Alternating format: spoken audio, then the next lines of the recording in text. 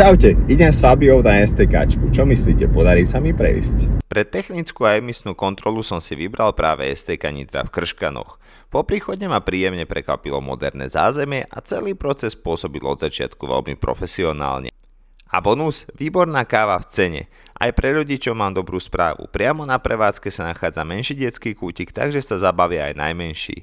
Potom už stačí odozdať auto technikovi a je len na vás, či si proces pozriete na vlastné oči, alebo si zatiaľ vychutnáte kávu a oddych. Nasledovala samotná technická emisná kontrola. Veľa ľudí ju berie ako povinnosť, ale podľa mňa je to hlavne o bezpečnosti.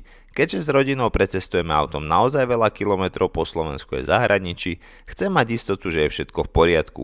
Práve preto si cením profesionálny prístup, kvalitné vybavenie a dôkladnú kontrolu každého detailu v STK Nitra.